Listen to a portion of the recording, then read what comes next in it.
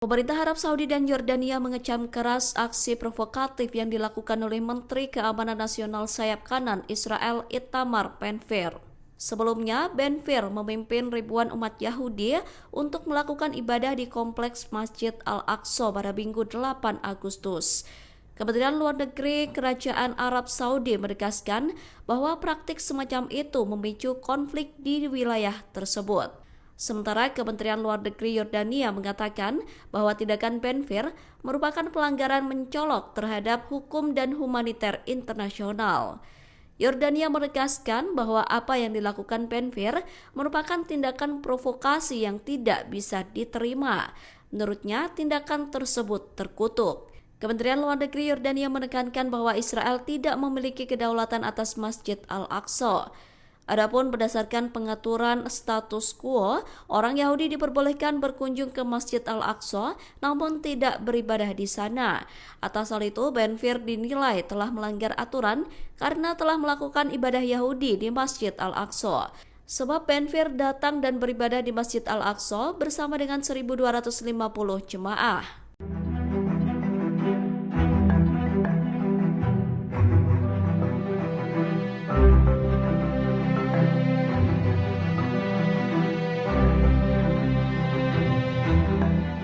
Aksi unjuk rasa besar-besaran membela Palestina digelar di Jembatan Sydney, Australia pada Minggu 3 Agustus kemarin. Meski diguyur hujan lebat, hal itu tidak menyurutkan puluhan ribu warga untuk bergabung dalam aksi. Dikutip dari ABC News, kelompok aksi Palestina Sydney menyelenggarakan pawai kemanusiaan ini dengan tujuan untuk menyerukan gencatan senjata di Gaza serta mengizinkan bantuan kemanusiaan masuk. Selama aksi, warga mengibarkan bendera Palestina dan memukul-mukul panci serta wajan. Bukan tanpa alasan, peralatan dapur ini merupakan simbol yang menyoroti kondisi kelaparan di Gaza. Pawai ini juga mengirim pesan kuat kepada dunia, Gaza, Israel, dan pemerintah Australia bahwa mereka bertekad membela kemanusiaan. Mereka menyoroti genosida yang dilakukan Israel terhadap 2 juta warga Palestina. Senator Partai Hijau untuk New South Wales, Mahrin Faruqi juga turut bergabung dalam aksi. Ia menyampaikan pidato di hadapan khalayak dan menyerukan sanksi paling keras terhadap Israel. Menurut laporan ABC News, pawai kemanusiaan ini diikuti oleh lebih dari 90.000 orang.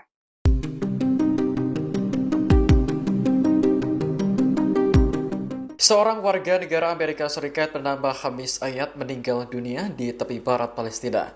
Pihak warga dan pejabat Palestina mengaitkan kematian Ayat dengan pembakaran yang dilakukan Israel. Dikutip dari Al Arabiya, para saksi melaporkan pada Kamis 31 Juli lalu bahwa pemukim Israel membakar rumah dan mobil di desa Silwat tepi barat.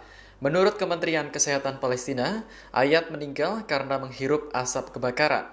Korban telah pindah ke tepi barat beberapa tahun yang lalu bersama istri dan anak-anaknya, namun tetap bekerja untuk perusahaan Amerika Serikat. Atas kejadian ini, Duta Besar Amerika Serikat untuk Israel, Mike Huckabee, menuntut dilakukan penyelidikan. Sementara Kementerian Luar Negeri Amerika Serikat mengonfirmasi bahwa salah satu warganya tewas atas kejadian tersebut, namun tidak menyebut nama Ayat. Washington mengutuk keras tindakan tersebut, namun juga tidak menyebut Israel sebagai pelakunya. Ayat adalah warga negara Amerika Serikat kedua yang tewas dalam kekerasan di tepi barat selama bulan Juli 2025. Sebelumnya, pria berusia 20 tahun juga dipukuli oleh pemukim hingga tewas saat mengunjungi keluarganya di kota Sinjil.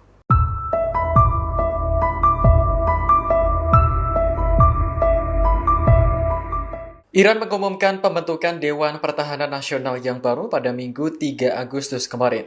Lembaga tersebut bertugas meninjau strategi pertahanan secara terpusat dan meningkatkan kemampuan militer Teheran.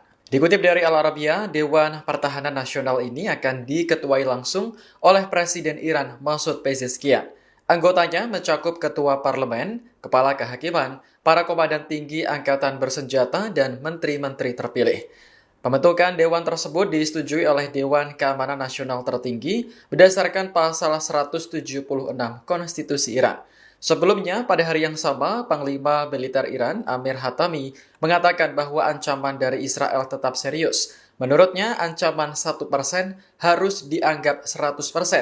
Hatami juga menegaskan bahwa kekuatan rudal Iran tetap utuh dan siap beroperasi. Iran dan Israel sebelumnya terlibat saling serang pada Juni lalu selama 12 hari. Amerika Serikat juga turut terlibat dengan menargetkan situs nuklir Iran.